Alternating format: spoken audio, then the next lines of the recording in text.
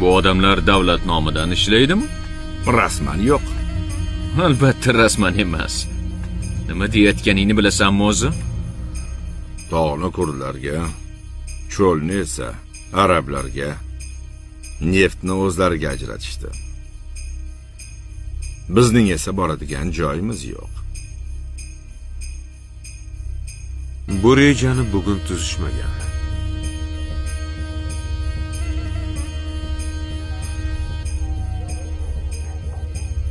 Bizni mustaqil uchrashishga ham qo'ymaydi.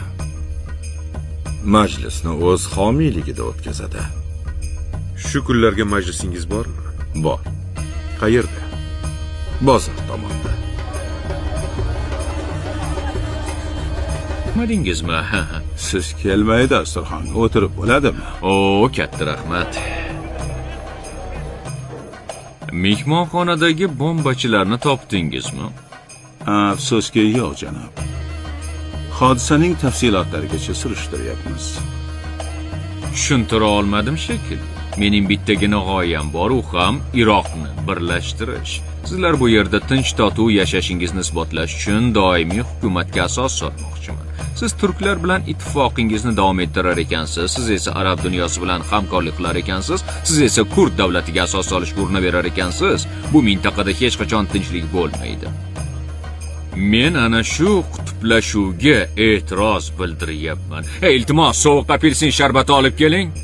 Lekin bizga xolis munosabatda bo'lmayapsiz. Biz aybdormiz, chunki Saddamni biz yaratdik. Siz uchun hammamiz terrorchimiz. Nega to'ydagi insonlar terrorchi deb e'lon qilindi? Havoga o'q uzishgani uchunmi? Yo'q, siz bombachi va terrorchilarni tayyorlab boryapsiz.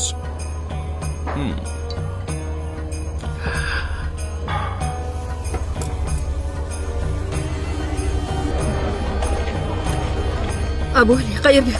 Alining yoniga. Xudo xayringni bersin, unday qilma. Layla, bu yerdan ket. O'tinaman, unday qilma.